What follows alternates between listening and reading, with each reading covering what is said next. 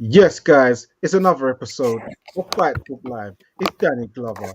It's Base the Kid. You know where it is. How you doing this evening, man? All good, man. All good. First and foremost, ladies and gentlemen, apologies. October couldn't make it with us today. She's got some important schoolwork to be doing, and it's a bit late. You know, she likes her beauty sleep. So we're going to be holding down the fort. We are not going to be on here for too long as we are actually a bit later than we wanted to be, but we needed to make sure we got this out today as it is necessary. And I think you guys all know where we're going, what we're going to be talking about, and there ain't really anything else to discuss. So, Danny, say what's up to the people and let's get into it. Yeah, man. What's up, everyone? Hope everyone's cool. Hit the hype button, hit the thumbs up button from early. If you are watching on the playback, whether you're watching on Fight Fan TV Live or Base the Kid at the Hardcore Casual, hit the hype button, hit the like button, and leave a comment for some engagement. Yeah, sorry about the lateness, but as we know, we do want to produce some content. I've got to be up at 3 o'clock in the morning, so good thing we haven't got a big roster of cards like 3, 4 shows, so we can get straight into this. All right. Okay, so I think the best place to start off is we usually like to talk about the fights and just sort of divulge and give our thoughts and opinions and whatnot. But ultimately, I think that there's no better place to start than here. Oh, you like that? Actually, you like that picture? I mean, it's he's basically saying another one. Like, Yeah, the yeah. finger of power, like this. I hold your entire career in my hand. So I'll let you start off and give your thoughts. 'Cause obviously, the guy that you predicted to win won the fight, which I don't know if that softens the blow of how it ended for you, but let us know because maybe you thought it was all good. Who knows? Yeah, well, with Howard Foster, he's had a long career. He's been refing for nearly 30 years. He first refed back in 1997.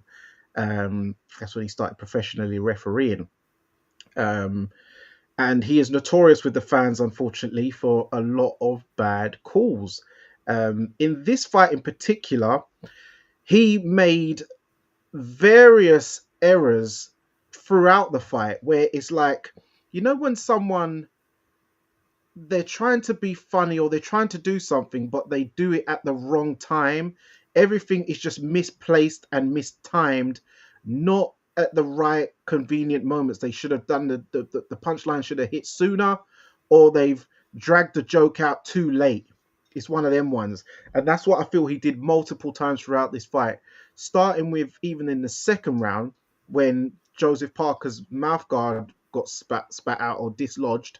um Maybe a veteran move. Maybe it actually did get punched out his mouth. I don't know. I think he was looking for recuperation, but that's neither here or there. But whilst Fabio is unloading on him, the ref just starts saying, "Stop boxing," and you're thinking, "Please don't do one of them ones." And it's a mouth guard issue because Joe's looking like he's in a bit of bother. Most notably, it's like there's some kind of he's got the Fabio Wardley cut across his nose bridge, and there's some damage on the eye, and he's dabbing, he's thinking, what's going on, and he's looking a bit discombobulated, and the referee stopped it at the wrong time. Also, when Fabio's holding a lot, he's not saying anything. When Joseph Parker's bobbing and weaving, ducking below the waistline, which is an infringement, he's not calling that either. And then, as we know, the sequence in where he has stopped the fight at the end was not at the right moment. He should have stopped it either before or waited for another rally before, a little snap back and then jumping. He did it. I feel it was not a outrageous stoppage. Some people want to just, I think some people are overselling it because it is Howard Foster, and some people just love a good scream up and a good moan. But it was not stopped at the right moment, in my opinion. But it definitely was not even in the top 10 worst of Howard Foster moments. in my opinion. I Because mean, if we does look at, don't you think, for instance, yeah, a much worse one? Because I had someone call me up. I'll let you know after. They say this is the worst one in history. I'm like, stop it, because I know some people just don't watch boxing properly. Like, do you remember? Like Howard Foster? I've seen him stop Fabio Wardley fights at mad times, 3 times throughout Wardley's career. The first one was against Simon Vallily. The second time was against Michael Coffey, if you remember that. That was just ridiculous. Mhm. And then obviously this one was, it's one of them ones, bad timing, but I feel the writing was on the wall. And he just needed one little salvo, or he could have done it earlier, or even the round before when Parker got saved by the bell, in my opinion. Okay, so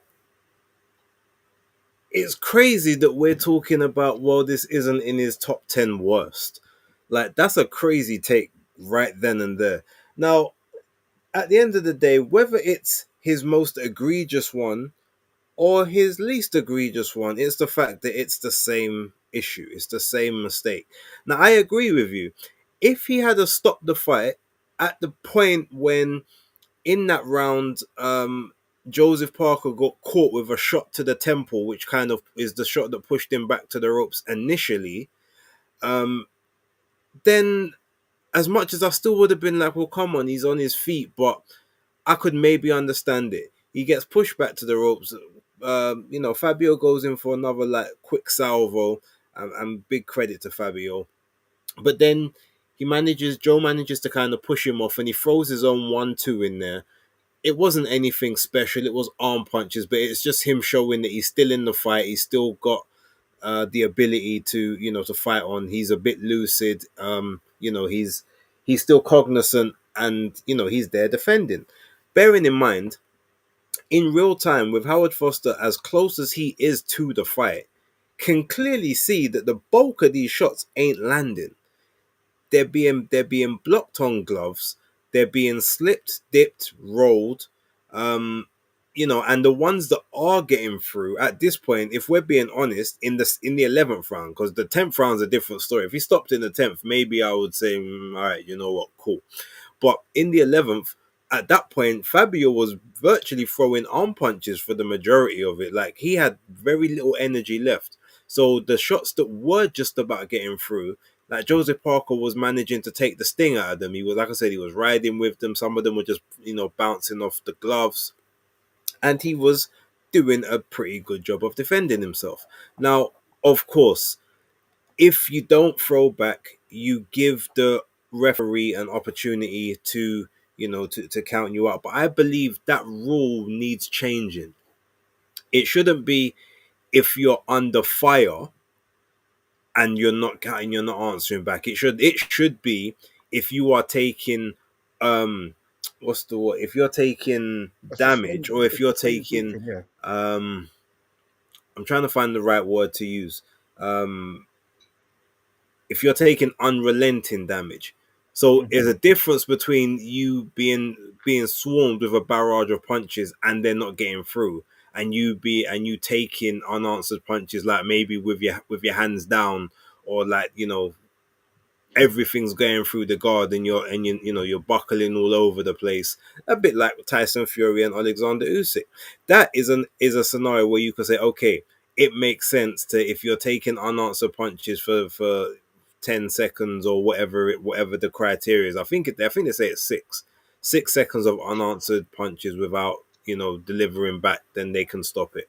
um I think that's way too short, in my opinion. so do I, but Because you can bum rush a man for 6 seconds in the first round and just get an easy stoppage. very true, which is why I don't think that's why they don't really adhere to that particular rule. But I would think it has to be, all right, how much damage has the person taken during the fight? Are they defending themselves? Are they showing visible signs of distress? Not distress as in, oh snap, I'm under fire. Not that kind of distress. Like distress, like their whole body looks like it's in like almost like a standing fetal position, for like in that kind of distress. Not someone that's under fire but is they you can see that their eyes are wide open. You can see that they're slipping the stuff, blocking the stuff. It should ultimately be, if you're in that moment, but you're taking unanswered punches that are dangerous. And I think that's where the word needs to be. It needs to be, how dangerous is it are things in this moment? Because look, realistically, um, that same salvo could have, well, all right, forget that for a moment. We'll come back to that. The big part of the issue is, as you said, the moment he stopped this fight was poor, because whether the writing was on the wall or not, which is something that people want to say, fair enough, but allow that to play out. This is ultimately, it's a world title. It's a world title fight to a degree. It's an interim title. The interim champion has the same responsibilities as the full champion, just doesn't get recognized as such. But this is a fight that basically the winner goes on to fight for undisputed. This person has been up on the cards pretty much the majority of the fight. I know one of the judges had it a draw, but the other ones, it was 96, 94, and then 98, 92 at the end of the 10th. So on that, you can clearly say, well, okay, the guy's up on the cards. You know that he's got a chin. You know that he's been hurt before, and and he's been able to come through that. And you know that he's a seasoned pro that can take care of himself. So when you kind of look at all of that, and I know sometimes they say, oh, you're not supposed to, like, you shouldn't factor in the outside factors. It should literally just be what you're seeing then and there on the day. But no one does that. And to be honest, you would be doing a disservice to a lot of the people that you work with, or the fights that you officiate, if you don't take other factors into account. This isn't a point scoring system. It's not like and even for lack of, if you look at it in any sport, whether it's football, whether it's rugby, basketball, American football, all that sort of stuff, like, the referees change, like, they will use the rules, they will work within the rules, but they will take certain, I don't want to say the word liberties, but they will they will let certain things slide. They will allow certain things to flow, provided that a very dangerous or serious infraction isn't happening, because that's the way, you let things flow. You understand, okay, this person, chances are this person knows how to shoot outside the box. So therefore, if he slips over, if he gets knocked over, but then he gets back up, maybe you don't call the foul, because he might lace a shot that goes top bins. Like, there's those kind of processes that should be in your head. So ultimately, the process here is, well, we know Joseph Parker can take a beating and come back from it, because he's done it before. Um, did it against Dillian White, where he didn't win the fight, but he did it against Dillian White. He did it against Zhang for the first 4 or 5 rounds, where he was a bit under the cosh, knocked down twice, but gets up, comes back.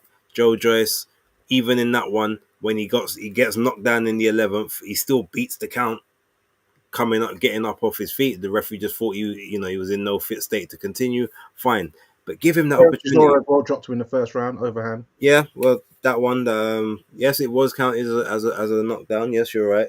But again, same principle. Like, okay, if he gets hurt, he's able to come out of the fog. So I guess the main part is, outside of whether or not it was right to stop the fight. As I said, if he had stopped it the round before, I probably wouldn't have said anything. If he even stopped it 15 seconds before that, maybe I might have said, all right, you know what, fair enough. But the moment you choose to stop the fight, you've literally got Fabio Wardley starting off doing a Thriller dance, the way his arms are just out in the air. Like, it's crazy. Uppercut that don't land, the left hook which gets blocked off the gloves, the straight right that don't land, and then Mm. that's when you decide to jump in to stop the fight. At this point, Parker's eyes look quite clear to me from where I was sitting in the arena. Um, they showed the replay several times as well, so you're sort of very aware of that. Um, it was just the whole thing. It just stank. And what makes it worse, and I said this on Basis Picks a little bit earlier on. I mean, not Basis Picks, sorry, Weekend Rap earlier on today.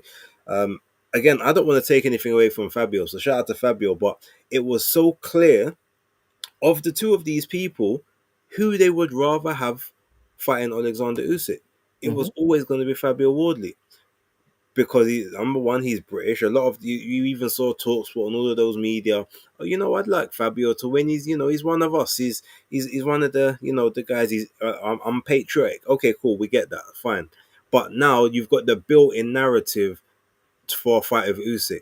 This guy came from the white collar scene, and he only had four white collar fights. He should not be doing this, yet he's always stepping up to the challenge. One of the most improved. He's one of our own, and now he's got a real shot, and he's taking on the veteran 350 amateur fights, against four white collar bouts. Like, oh, could he do it? Could this be the shake up that the heavyweight division needs? I can or like this is me. I can already see the um the massive rollout that you could do for this fight, and the promo, and the and the behind the scenes, and the like the all access type shows where you got Fabio going back to his old recruitment office, seeing if some of the old heads are still there, and talking that, boy, we never thought he'd get this far. And like you can see the whole rollout. I can imagine it all. Like I can see. I can it's see top it. draw You could go content. back to Chantry Estate where he grew up, the rough ends Yeah, estate in Ipswich, where the local shopkeeper's probably still there. all of that. I can see everything, and the entire nation will buy it, and I don't blame them because it's a great story. Again, shout out to Fabio, because I ain't gonna lie. After the Eric Molina fight, we was all on like Monday Night Smoke saying, "Yeah, this guy ain't it," Mm. and somehow he leveled up, and he keeps leveling up and finding a way. And I said earlier on, um, I don't know. I'm gonna let you rock and come back in a minute. But I said earlier on, he's just got this thing that I've just now dubbed the off it mode. Yeah, it's like, all right, you know what? Long for the boxing, off it. Let's go. Let's see. Let's just see what's gonna happen. And at this moment, he's so unorthodox with it. It just seems as if like the people that are schooled just have no idea how to deal with this berserker mode. This is like, it's like Wolverine in just that berserker rage. You don't you can't really do much with him when he's in it. But the one thing when Fabio does all of this, in fact, I'll talk about that later. Like, come back and sort of give your thoughts. Obviously, we spoke about Foster, but let's take it back to the fight. Like, how did you sort of watch the fight? How did you score it? How did you feel it was going outside of your prediction? Yeah. Lastly, on Foster, it's just he just reminds me of. Do you remember when you're kids, yeah, and you're playing with your cousins and your siblings or whatever, and you're on Street Fighter and you're just about to get that KO or perfect, and your cousin reach over and just flicks the button on the machine and turns it off. One of them Yeah, one, the reset button. That's what it feels like Howard Foster likes doing in fights, or just ripping out the last two pages of a great novel. So you never know how it ends, even though you kind of know where it's going. But he does the cold Kanye West. We'll never know, and it's just very frustrating because he's basically hijacked Fabio's moment off of him, just like he hijacked Carl Froch's moment off of him, and he's done it in multiple occasions, unfortunately. So I do feel also, I will add, I feel he needs to be demoted. I know you said this as well, but I said it as well. He needs to be demoted from A-star referee, because I don't know if maybe he's getting old, or he's getting a bit squeamish, or his timing's off.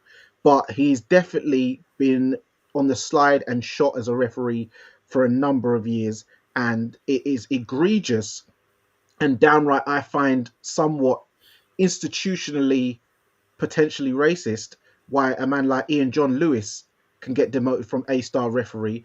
Jeff Hines never got the push to A-star referee level. Yet this guy, Howard Foster, who is known globally, not nationally, globally, to where I've even had people's managers asking me, give me some referees which you think are good to that we should potentially choose for our fight. Oh And yeah, he those is same scrubbed off. managers did the same thing with me. Yeah, and these particular names are scrubbed, and he was top of the list. So if you've got people petitioning that they do not want this man refereeing their fight, this guy is not A-star no more. You've got to drop him down a peg, I mean, unfortunately. look, the fact that we've got, I was all over X earlier on today and even yesterday, and I was seeing more of the outrage from the Americans, and there's a whole bunch of them who already knew the name. Oh, it's Howard Foster. Oh, we heard about him. Like, crazy how across the pond you are probably more famous than some of the most of the fighters to them. That in itself tells you something, and Yeah. he does. Yeah, the demotion needs to happen, but I said, and you know what? It's a shame that Tony probably isn't in the watching at the minute, but he can vouch for me. We were sitting down on the ring floor, right? And as soon as we heard who the referee was, I turned straight to him and said, "This fight's about to end in some bullshit." I said it to him, and I got a feeling, it's gonna be a bad. And he just laughed at me. He just laughed and shook his head, and then eventually he walked off to go and find a better vantage point because he wanted to take some footage. But I just said, yeah, I just knew it. I knew it was gonna happen, and had I have known that Foster was gonna be the referee, I probably would have changed my pick.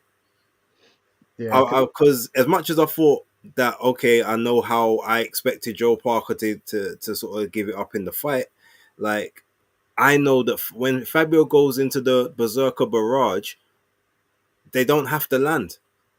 I've seen it so many, same like you, like with every single fight that he's had with Howard Foster, there's been a questionable stoppage, and it always says, "Well, the writing was on the wall, so yeah, I think the referee made the right decision." Of course, Fabio's going to say that. Like, he's not going to tell anyone I was blowing out my ass out at the end of that, and I'm glad that he stopped it when he did, because we don't know if he was gonna manage to actually finish Parker in that moment. He might have, but that last free piece that he threw might have been the last bit of energy he had. yeah, Parker might have come back with a big swing and left hook, and just knocks him down because he's now dirt tired and he's all mm, struggling to get back to his feet because he's gassed out.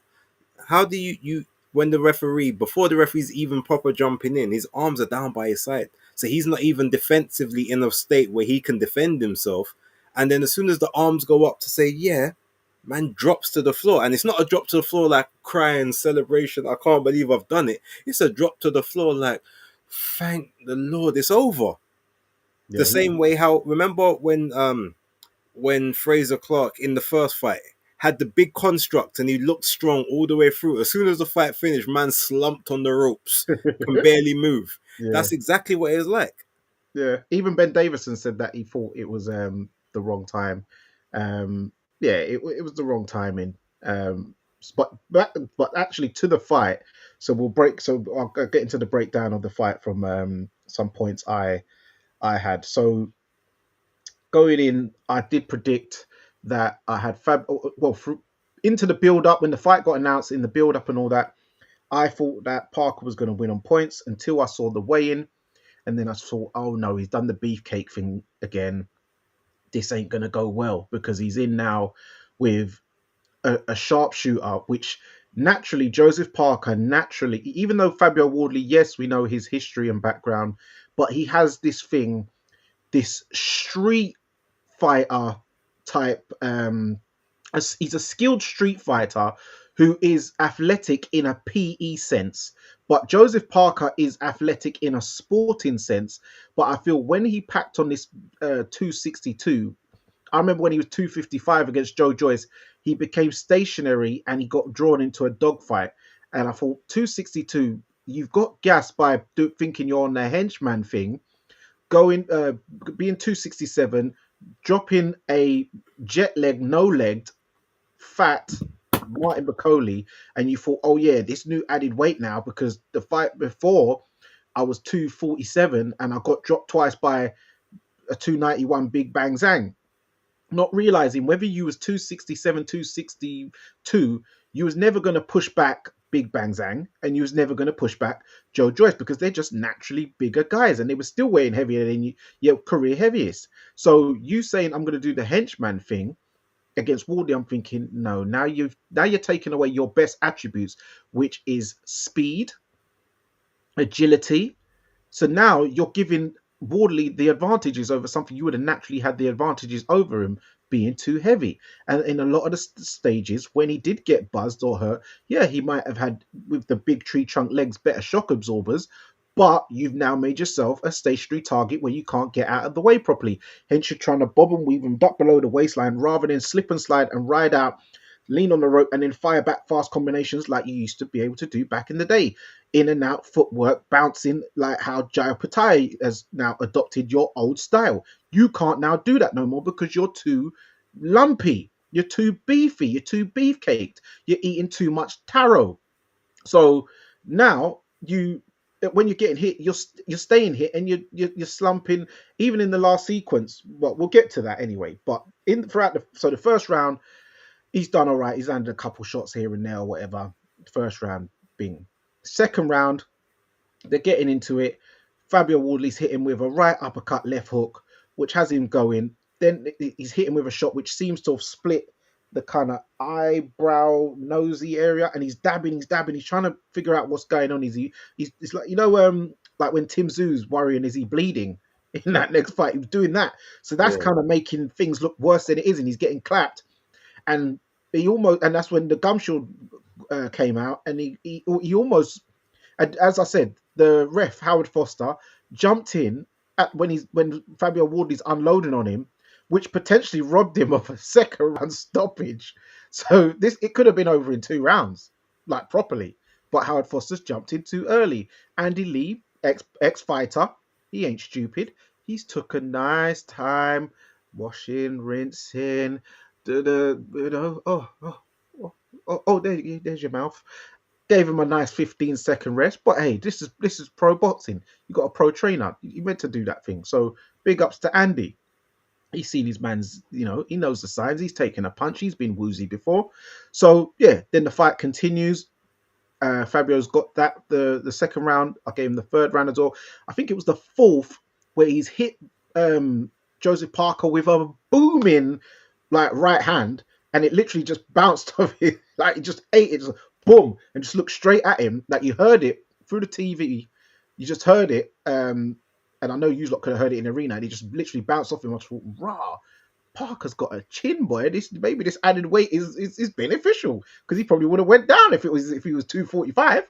Then Parker started to clap Wardley. Wardley was using a lot of good inside work, where inside body shots. I'm thinking, okay, he's invested in the body, but Parker is landing these left hooks. I think what Wardley, I did say he's improved on, definitely from his last fight and other fights, is that he's not doing this thing where he keeps ducking his face into the floor to look to get away and then eating uppercuts. Because I was thinking, if you do that, Joseph Parker is known for some lethal uppercuts, which he was doing on a man like Derek Chisora and a few other men. So you definitely don't want to be looking at the floor getting uppercutted in the face or scoop shotted from underneath. So what he was doing, he was using his hand like that and then dipping down. So even when Parker did try to hook or come uppercut, it would hit the glove. And then obviously he started doing these shoulder rolls. I was like, "Raw, man's been watching a bit of Pretty Boy, yeah." So he was doing some very good defensively responsible things. His jab was working better than usual. Wardley, he had a better output. Usually he got into that gas mode of I only need one punch in 36 minutes, but he stuck it on Parker a few times. But yes, Parker was landing some chopping rights over the top. And then there was a moment in hold on. And what I'd say as well with Fabio Wardley, which I do rate as well, is that he reminds me of Chris Billam-Smith in a sense, where they are able to fight in the red zone, that even when they're tired, they're still able to fight with fire and still launch powerful attacks. Obviously, Wardley's able to do it with more devastation, but Crispin Smith could look tired from round 3, but still have an engine. I don't know if it's to do with the air that they're breathing, because their air is not so polluted down in places like Bournemouth and Ipswich compared to us London guys who getting a lot of pollution. So maybe that's why us London guys, our fighters ain't got them, can't fight in the red zone and the stamina issues. When we're tired, we're tired, and we just can't seem to fight through it. Also, in the 10th round, it was weird. That's when you could tell that Wardley was tired. Yes, Parker was getting faded as well, even though he did rack up a bit of a lead. People were saying they had him 5 rounds, 7 rounds up. I'm like, you man are definitely overreaching. The fight was close. But then there was a point where Parker's hit him with a right hand.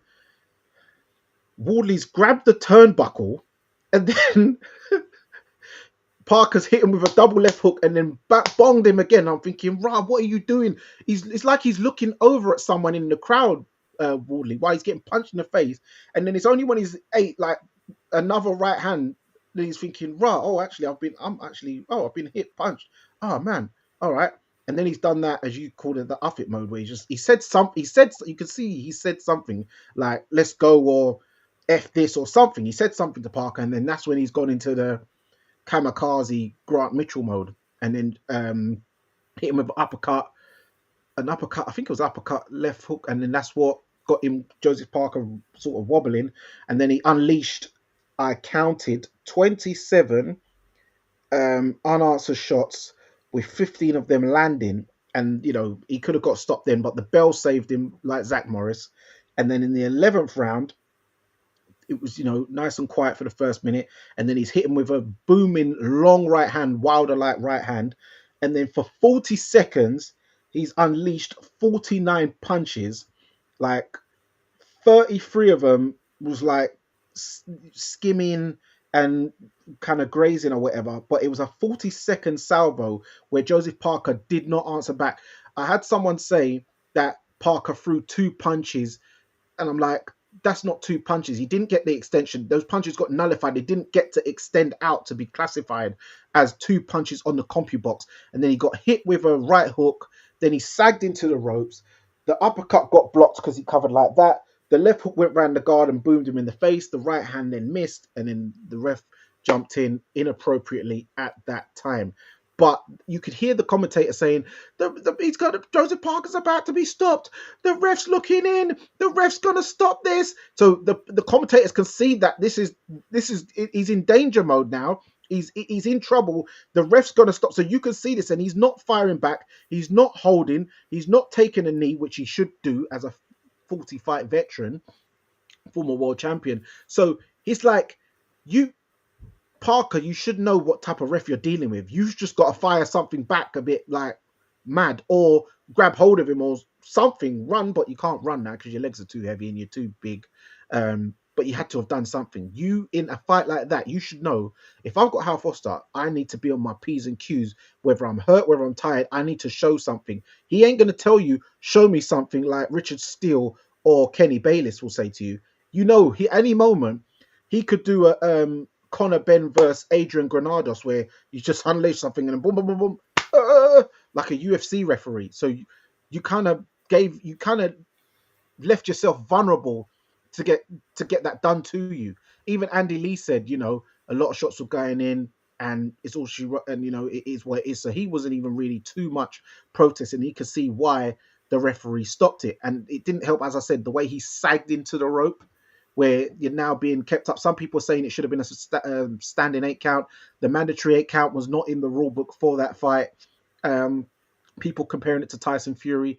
No, if Howard Foster was in that Tyson Fury fight, surely I believe he probably would have stopped it. He probably would have stopped the Wilder one when Fury got knocked down and his eyes was closed, because Howard Foster's that kind of ref. But Tyson Fury knows, don't put Howard Foster in any of his fights in case he gets hurt, because he knows Howard Foster's a man who will wave it off. So he has only himself to blame. Joe, nice guy, great guy, put up a great fight. It was a great fight for the fans. Undercard was dead. The atmosphere looked good. I know you have some different opinions as you was there. I got offered a ticket, but I thought I'll rather go and make some money since I got snubbed by the media, the cred people. So I thought, yeah, I mean, look, I hear it, and for the most part, I agree with um a lot of what you said, especially your assessment. Two things I disagree with. When you say it was a a close fight up until that point, I disagree. Um, how did you score it? so when I was watching, and I was trying, and I was having to watch a lot of it on the screen overhead because there was a lot of people kind of in my line of sight, and it's inexplicably at one point some of the visitor, not the visitor security, like the visitor comfort people, decided to just stand and have a big conversation in front of like where I was sitting. But I gave the first round to Parker. Second round, obviously, gave to Wardley quite wide. Third round, I thought was a swing round. It could have gone either way, but I feel like Joseph Parker did the better. He probably did like the better connections within that.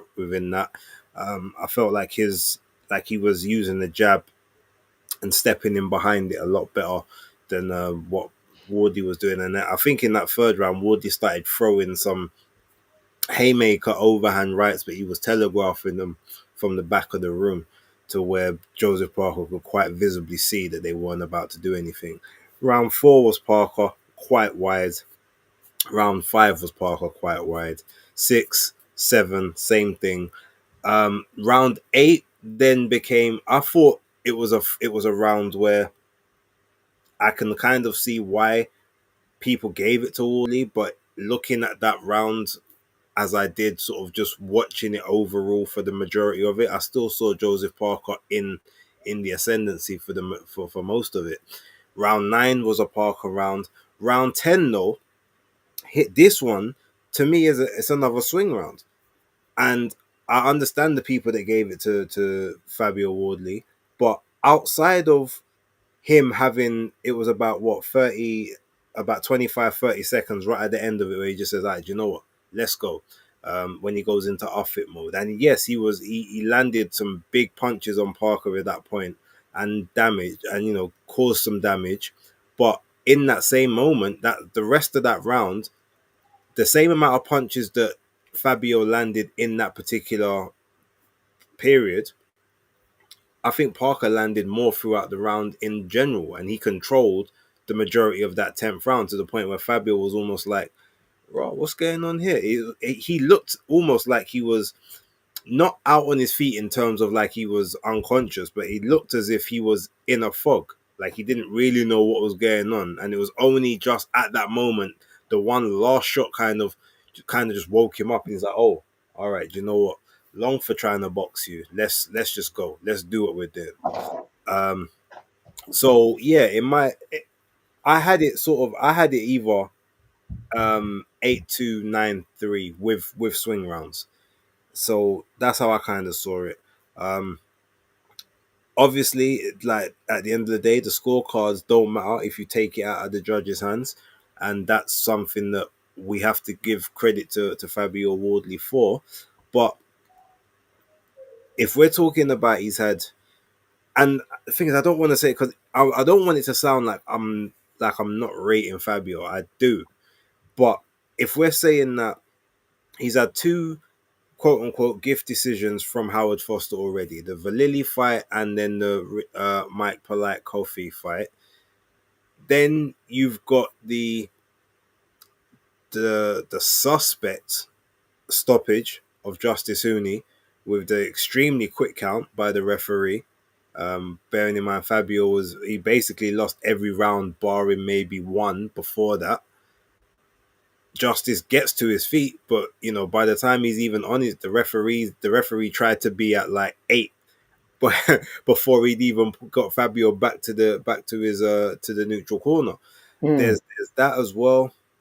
Now you've kind of got this one, so it's just like, as much as he's doing the work he needs to do, he's being robbed of these moments, but it's making his career look a little bit funny when it shouldn't. When his career shouldn't, he shouldn't have all of these black marks against him, because it's not his fault that either people are maybe doing favors for him, or they like him, or they're maybe showing a bit of partial, bias or favoritism to to the home fighter, or the guy that basically has come from nothing in terms of the boxing world.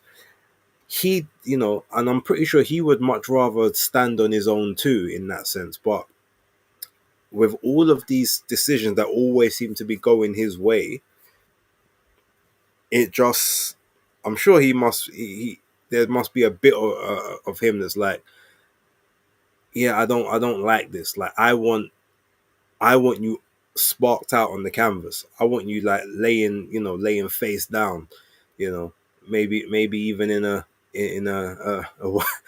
bit of a compromising position on the floor, like just so people can, like, for instance, the Frazier Clark one. As much as he said, "Look, I got to be respectful," because you don't really want to hurt someone like that. In his head, he was loving that one, and he's like, war by name, war by nature in the camera, all that stuff. He's doing all that stuff, and the reason he's doing all of that is because he's getting the definitive stoppage. Because there's no way that Fraser Clark can continue that fight with the side of his head caved in, mouth all crooked, like he's on lean for the last six months of his life. Like, you can't. That's the kind of stoppage that he wants, and he's being denied that on several occasions. And then he's having to explain it in the ring, like, well, they've got a duty of care, and they got to be rather to be safe than sorry. But I thought it was the right time to stop it because it was only going to go one way. No, we don't want to hear it's only going to go one way. We want to see it go that way. Mm. Ultimately, You want to see the Manny Pacquiao Marquez, where yeah. he's on his face. And to be totally honest, they always say that is actually safer than a man getting like punch up on, like, just on the side of the ropes, like, with his hands down, just taking shots. Yeah, Tommy Because, Morrison. yeah, like that one, that's a fight where you say, how did you not jump in there like 2, 3, 4 punches earlier? Where, considering his hands are down by his they're down by his side, he's not blocking nothing. So yeah, like I said, congratulations to Fabio, because he pulled it out of the back. He came back and he did what a lot of people didn't suspect he'd be able to do. And it's not his fault that he's getting all of these questionable things going in his favor. That is obviously now making people look at his victories differently. Like, he's gets the credit for last night, but he doesn't get the true credit that he wants, because all everyone's talking about, like me and like a lot of other people, even like you, who predicted him to win, is talking about the referee's premature stoppage, bad stoppage, or was it the right thing, or was it not? No one's really talking about, yeah, Fabio came for the come from behind victory, the white collar guy. They're all talking about, did the referee do the right thing? And Mm. so it's almost like Foster's taken the shine away from him again. Um, Yeah. and I don't even know how we end up getting back on top.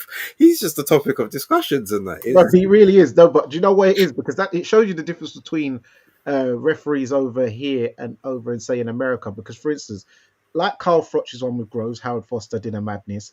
But then remember when Froch was way behind against Jermaine Taylor, and he pulled it out in the 12th round in the last 10 seconds and got us. But that was a legit stoppage. Like, yeah, he was, yeah, it was 10 seconds left, but his hands was out down by his waist, and he was in no position to continue for 10 seconds, unfortunately. So that Froch got a proper stoppage there. Where it was in Britain, obviously we know it would have got stopped a lot earlier for Frochy, but he actually really had to close the show and close the book. Whereas Howard Foster ripped out the last 2 pages of the book where they had to run it back for George Groves. But what I will say, big up Fabio Wardley. You already know I've got that Ipswich second city bias, so big ups to him. But I can see why people are frustrated. But as I said, I don't think this is in the top 10 worst of Howard Foster's bad stoppages. But it still adds to the roster. You shouldn't have a compilation CD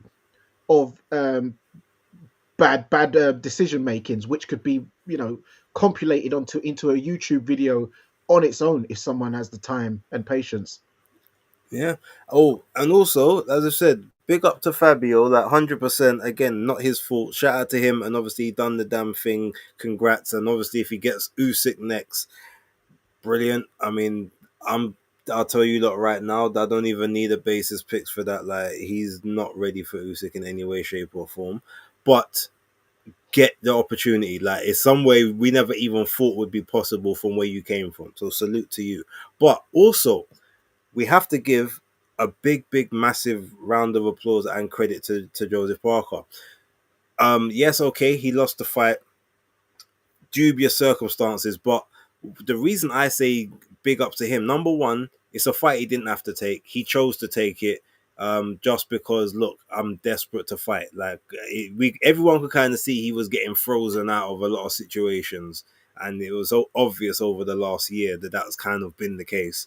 But even the reason I'm saying big up to him, at the end of the fight, obviously he didn't stick around to do post-fight interviews. He was vexed. You could tell he was vexed when Howard Foster jumped in. He almost gave him a rib shot. Like, what are you doing? Yeah, like But David Adelaide did. yeah, he gave him the little get off me kind of thing. But in the post-fight press conference, not one excuse from him. Not he didn't blame. He didn't even blame the ref. Didn't say all he said. And the thing is, I know he did this. He's a gentleman in that sense, but you could tell he did it in his way, where he was like, "I was essentially I was robbed tonight," because he said, "I felt fine to continue. I felt fine through that moment. You know, obviously he hits hard, but um, I wanted to continue. I thought I was fine, but I'm not in control of stopping the fight. Congratulations to Fabio. Like, he got the better of me tonight. He was the better man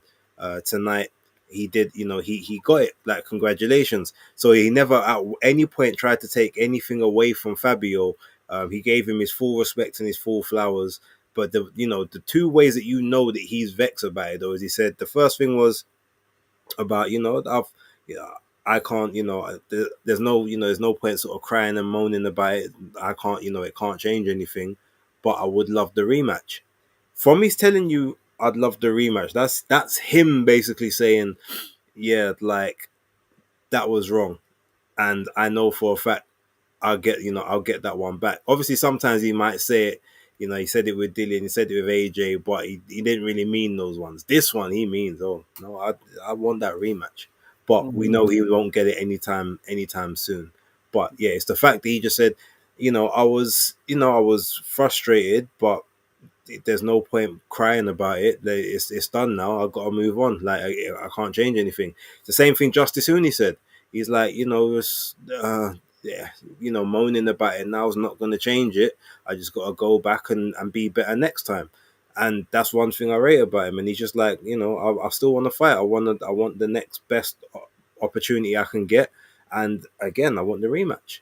Yeah. So big ups to him, true warrior. You know me, I am partial to the Samoans and their culture and their heritage and all of the Pacific Islanders.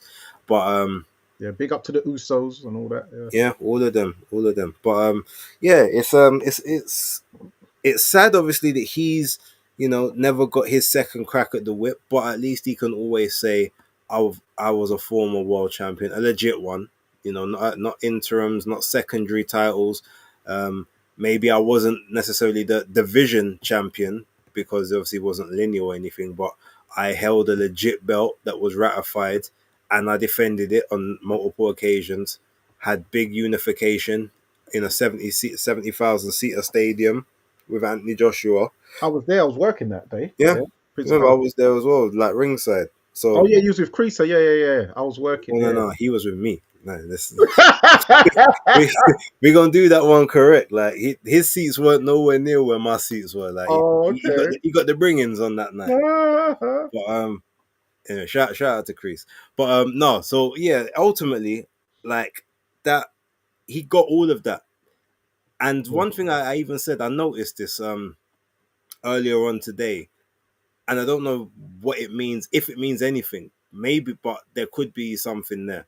Like, after the defeats to AJ and White, he got 6 wins on the bounce before he got knocked out by Joe Joyce. Then he got 6 wins on the bounce again before getting knocked out now by Fabio, or stopped by Fabio. So I'm just wondering, is that a pattern? So does that mean that maybe he's got another 6 fight run in him before the next potential situation occurs. I'm just wondering if that is a pattern that's just there, just one of those, oh, that's strange, or if that's now maybe that's his thing. He comes back, 6 fights, has the big fight after that, and then that's sort of where he just ends up falling short again. It will be interesting to see.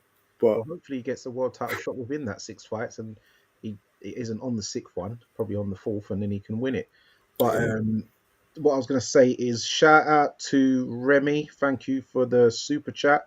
What's up? I thought it was prematurely stopped. Yep, you're in the yep. you're in Remy also the. in another one saying that they want to see the rematch. Let me get that one up. So Oh, sorry. Like, there you yeah. go. Oh, That's, I put another one up. Oh, big ups, Remy again. You want to see yeah, I the want to see rematch? that rematch. Yeah, shout Um, out.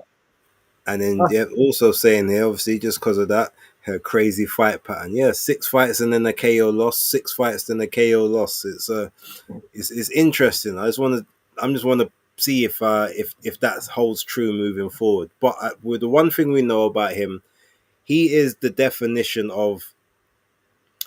Obviously, he's well compensated. Don't get me wrong. He's got good people that get him good money, yeah, but he he got is the 3.4 million for this fight, not to pocket watch, but he got 3.4 M for this fight. So Parker did I get heard well. it was 2.3.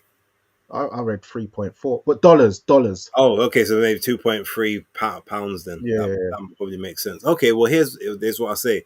He gets paid handsomely because he's got good people negotiating for him, but he don't duck no smoke. Whether the people he's fighting at the time are washed or maybe just a bit overhyped or whatever, he says yes to pretty much. I don't think there's ever been a time I've heard him actually say I don't want that fight. Even back in the day, he was saying that he wanted the Fury fight, but then Fury said that they would never fight each other. And then I think after he's like, well, yeah, we're friends, so maybe it's not the one.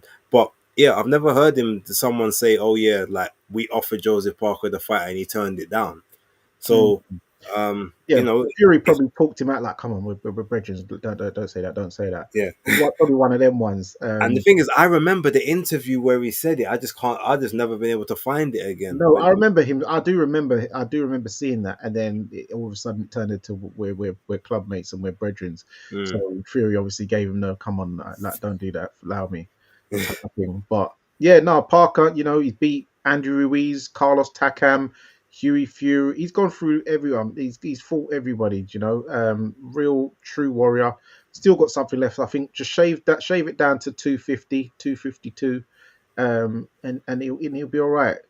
Parker, I see that Frank Warren when he was like, "Oh, hopefully I can get like another opportunity," and Frank Warren was straight away like, "No, don't worry. Listen, we've got you. We've got you. So Frank was reassuring him, "Trust me, you're not being dumped by the wayside." Probably because he's done Frank a favor there, because he could have sat out and sat on the sideline and waited his shot, but he's kept wanted to keep busy and got Frank a pay-per-view fight. Um, that which shouldn't have been pay per shouldn't have view. been pay-per-view. Do you know what I'm saying? So Frank's thinking, yeah, don't worry, I owe you one, mate. So I've got you. Yeah, but the thing is, Frank, and shout out to Big Frank, but Frank owing him one and saying, "Oh no, there's plenty more fights for you." All that's gonna be is now you're just gonna be the litmus test for the next guys coming up. They're not gonna do any fights for Joseph Parker right now that get him back into position to try and fight for the world title again. Like Mm-mm. it'll probably end up, if anything, like Joe Joyce rematch, like Dillian White He'll punch up Joe rematch, like Joyce now. He'll punch yeah. up Joe Joyce now. Probably, but I'm saying, but those are the kind of, or it'll be like a Delia, it'll be that kind of thing, or it will be a tumor like 10 months from now. So maybe Yeah. after two fights coming back, fight Moses Atuma at the end of 2026 or something. So it's not gonna be shots that get him back to that world title unless obviously he goes through the mad run again. Well, you But think it'd be just like fun fights. But do you yeah, know who I'd like to see him fight? Either next or the one after. I'd really like, stylistically, I'd like to see him against someone like Filip Hrgovic. I think that'd be a good fight. They're both about the same age. Both aggressive boxers, should I say? I think that'd be a good fight. yeah, decent. To be honest, I'd actually like him to see if he could go on the road a little bit. I'd like to see him against Fa Jaguar. I'd like to see him against Frank Sanchez. Mhm. Um, Maybe not Ajit Caballero right now, but maybe in the future. But yeah, I think Sanchez, I can see someone maybe trying to get him, offer him Richard Torres, to see obviously where Torres is at, like maybe 6, 7 months from now, 8 months from now. But the one good thing I think from this at the minute is he's not above taking a couple of like stay busy fights, for cheap money, because he did it in New Zealand. After the obviously he did the Jack Massey fight, then he went back to New Zealand to fight Figo Pelu before having the Simon Keane fight on the first Riyadh card with Ngannou and And he Fury. did the Junior Far one as well. Yeah, but that was before. But Oh. that technically wasn't, that was a big money fight in New Zealand. Like they didn't, yeah, it wasn't one of those things where he got what they would consider big money for that fight over there. Mm. But yeah, on the whole, like he will take those, the tune, not the tune ups, but those kind of fights to just to kick around. But yeah, give him more activity, and I feel like he'll do better. Don't leaving him idle for like 6, 7, 8, 9, 10, 11 months. That's just when he starts to say, okay, well now I need to be big, and he just starts doing mad weight training for no reason. Like Yeah, keep yeah. him busy, keep him active, and the weight probably will come back down naturally again. So So what then? What do you think happens with um, Fabio Wardley next? Do you think he goes into the Usyk fight? yeah, I think as long as the WBO actually order it, I mean, Usyk and the team apparently have said, "Look, we'll fight. We was gonna fight whoever won." I think they were really banking on Parker to do it, but Wardley. I mean, look, let's not forget Wardley was one of Usyk's first sparring partners for the. I think it was the, the Tony Bellew fight. Um, when he was taking that fight. So realistically, like Usyk kind of showed him a few bits and pieces, but Usyk knows what he is, Mm. and I think that they will be quite happy to take that fight, understanding that look, he might go into renegade mode, but as I saw yesterday, the same as I saw in the first Frazier Clark fight, and even the second one, to be honest, even though he got the stoppage, when he goes into that mode, he is very defensively irresponsible. His arms are always down by his side or down by the chest. If you time it right, you can catch him over the top. And if you're strong Mm. enough in your shot, or you're defensive enough in the way that you've got your construct set up, you can catch him and possibly hurt him badly. Maybe he's got the chin to be able to walk through it. We don't know, but the openings are there. So yeah, it's it will be an interesting fight, and that will be a pay per view I will pay for, even if the undercard is dead, just because I know that one will be worth it from a storyline point of view. But Yeah. For me, um, and yeah, do you know what you see with Usyk? That whole renegade madman roadman mode which he goes into is actually pretty dangerous against someone like Usyk, because remember Usyk does the thing with the coins and he goes into that neo matrix because he's had a man try to do that Deptford ghetto boy move on him with Daniel Dubois last time out, and he saw everything coming. What? And then dropped him. So doing the whole trying to rush Usyk, he's gonna do the coin thing where he's seeing everything moving in slow mo like the Matrix and catch you very badly. Yes, Wardley has shown a good chin, but he could get hurt. And Usyk, he's good at putting them together. And he don't mind. Usyk's a man who don't mind going points. You know, he ain't a man who's power hungry for a knockout like people like Justice Hooney and Joseph Parker, who was quite aggressive this week, saying I'm going to wipe him out early. Usyk ain't a man who's like, I'm going to wipe you out. He's just a man, if I beat you on points, I'll beat you on points as long as I win. If I have to embarrass you or I have to put on a masterclass, I'll do it. And if I see the opportunity to wipe you out, I'll wipe you out. So big him up. And what I say is, well done, big up Fabio again. But then also, what I think will happen next is I don't know if it will be Fabio Wardley. Some people are saying, well, I think it will be Fabio Wardley because of the marketing. Some people are saying they feel Ajit Kabayel should get the shot. But what I think is going to happen, because Ajit Kabayel is due to fight January the 10th in Germany in a homecoming stadium fight. I feel that Frank is gonna use that as some kind of tester run to see how well Ajit Kabayel does in a stadium, because they haven't had a stadium fight since the Klitschko's in Germany. If Ajit Kabayel does well with the Turkish, Kurdish, and German community, they'll let Fabio go first with Usyk, and then Kabayel will go next. As we know, Usyk travels to anyone's backyard and rocks them in their yard, and then he'll go from the UK over to Germany and fight Ajit Kabayel, I believe, probably after he fights Fabio Wardley. Quickly from Remy. Big up, Remy. You are doing bits today. This is for past shows that I had to watch the playback on. Great boxing conversations. I'll be in the background listening right of right as of now, mates. Oh, cheers from California. Oh, rotted. Big ups, man. Salute, Remy. Big ups, Remy, man. Shout out to the American. What part of California you from, man? Let us know. Well, thank you very much. That's really appreciated. Um, so yeah, that's what I think will happen. Yeah, sounds plausible. Sounds plausible. But yeah. Look, I guess we just have to wait and see. Um, overall, like good fight.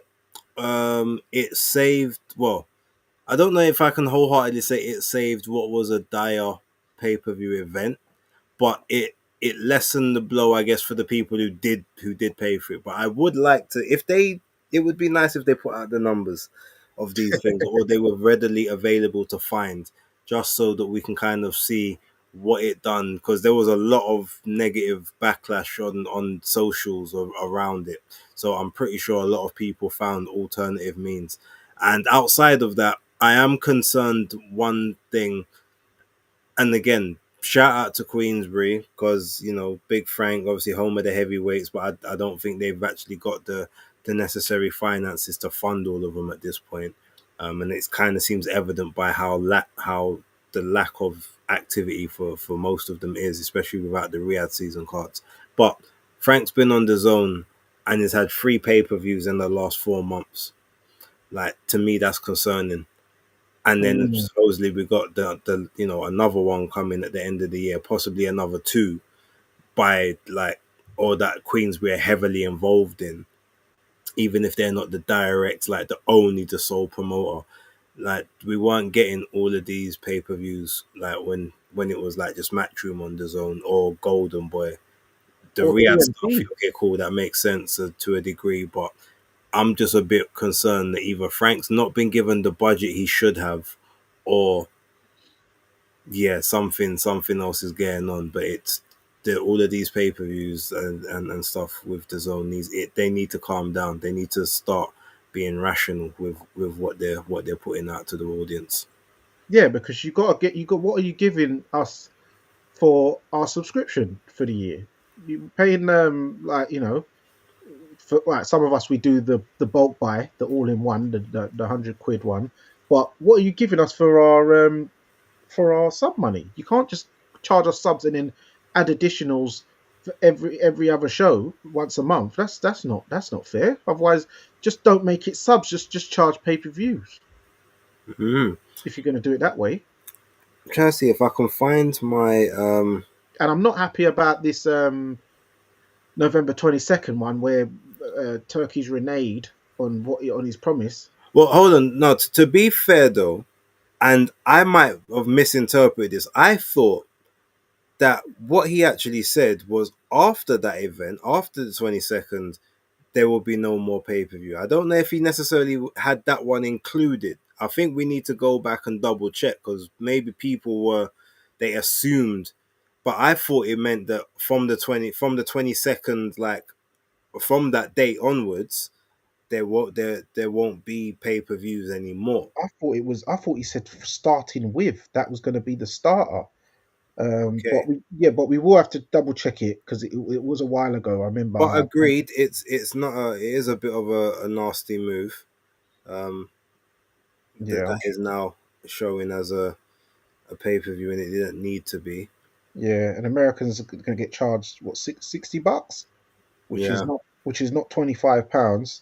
And I do think they do. I think there was something you said I saw in your video where they do need to do if they are going to do more pay per views like this, there has to be a tiered system where you can't. All right, the Premier fights £25. I'm cool, but then there's other ones where you need to charge 14.99 or 9.99 or even 7.99, like Triller used to do for certain Mhm. ones. Um, they can't all be 25s now. Some have got to be 20, some have got to be 15, and some of them got to be 10. Some even £8. I know a lot of these fighters now they are asking for more money than they should. So yeah, sometimes you've got to stick it on pay per view, but there's got to be a tiered price system on it. They're not all the same price, unfortunately. All right, so I'm looking Queensby, so past boxing events, right? Yeah. So 4th of October was Collins and Lorente in Scotland, so next King of Scotland.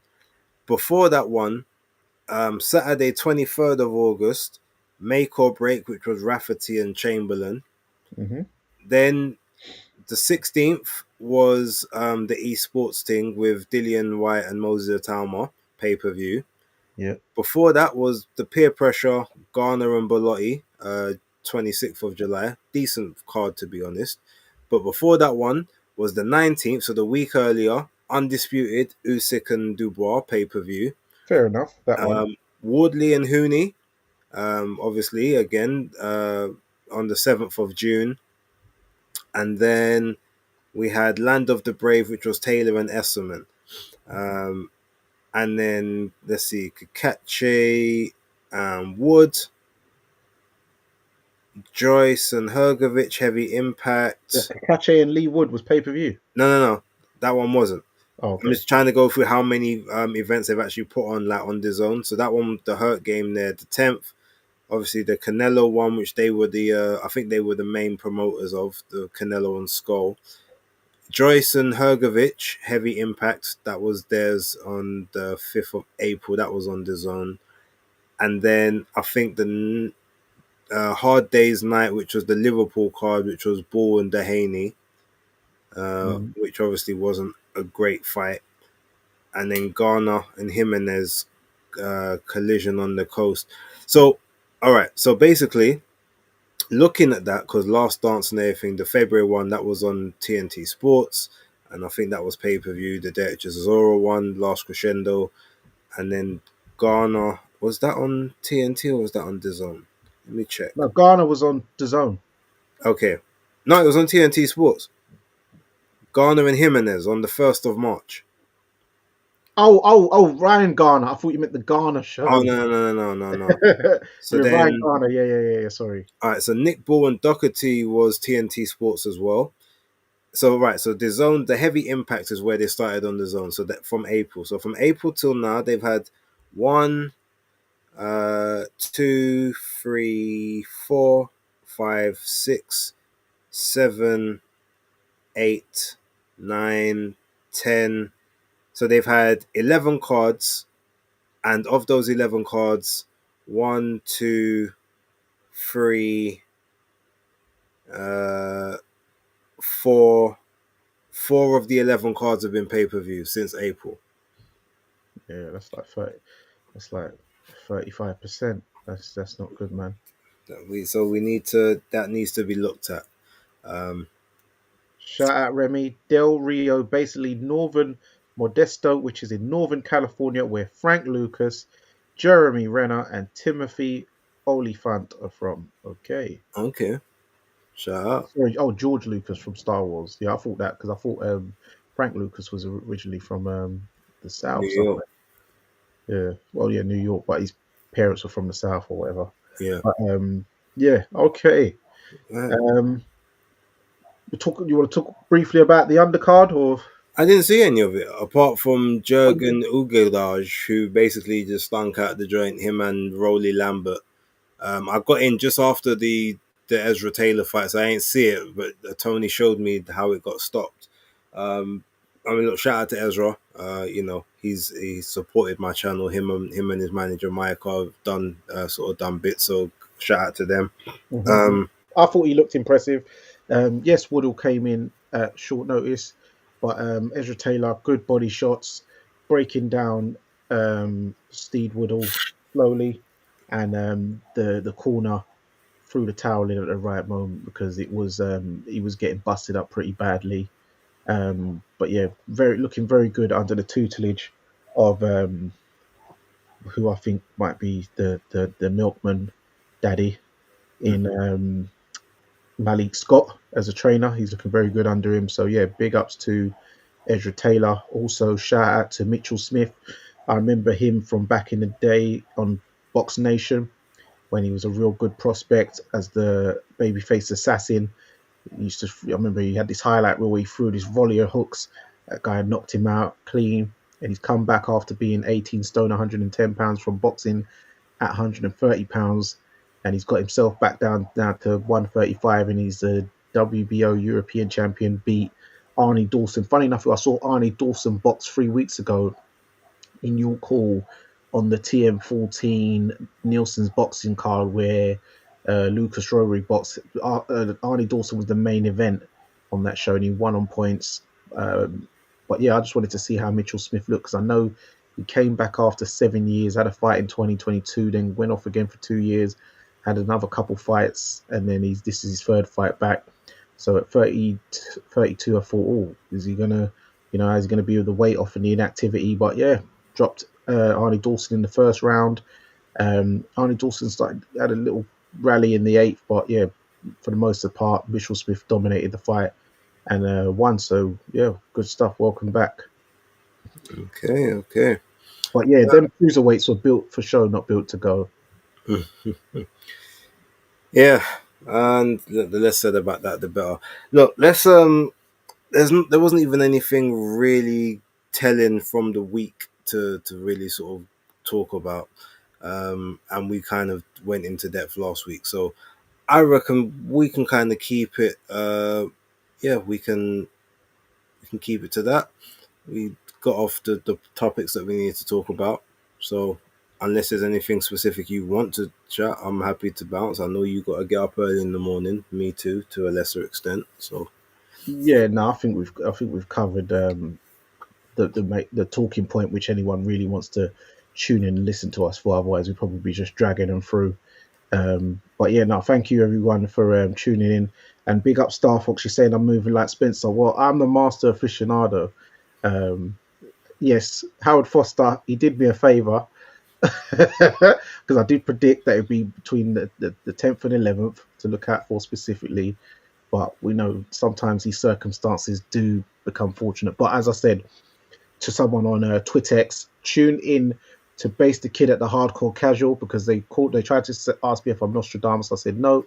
We reserved them titles there for Base the Kid because he is Base So if you want them picks and he gives you great content throughout the week regularly, please make sure you subscribe to his channel. Also, subscribe to October Red. She brings out good content about boxing and these days also outside of boxing if you're into some of that social information and stuff like that about cases. She gives you some of that stuff. I'm not sure what Maestro's doing. He has been quiet. I haven't seen his channel with material as of late, but I'm sure he will resurface from under wherever he is doing. I know he's working hard grafting, but also in the meantime, subscribe to Fight Fan TV Live. I'm trying to give you guys more content, but please keep the engagement up because that will incentivize me. I am a family man, so it is hard for me to get time to get Master Aficionado Jr. out of the room and Mrs. Glover out of the room, you know what I mean? So work with me, peoples. But hit the hype button for all of our channels. It does help, I believe. Hit the like button, hit the comment section, share, subscribe, all that good stuff. And thank you for the super chats today. I think that's the first time I've had a super chat. So yeah, much appreciated. good stuff. Well deserved. All right, look now. Danny normally does it, but this time I'm the one who's going to sign us off. Look, it's been great chatting with you guys. Obviously, being in the comments, we will try and be a bit more interactive. On the next one, I'm not sure what we're going to be doing next week. We will have something, and the week after, we're going to be consistent for the rest of this year at least, or at least every time there's a major talking point. and hopefully we will have the three of us back. It won't be next week. We do know that October's not going to be available then, but the following probably will have something there. Guaranteed on the 22nd, all of us will be here. No excuses. But with that being said, appreciate you all. Enjoy the rest of your night. You ain't got to go home, but you got to get the hell off of this stream. Peace.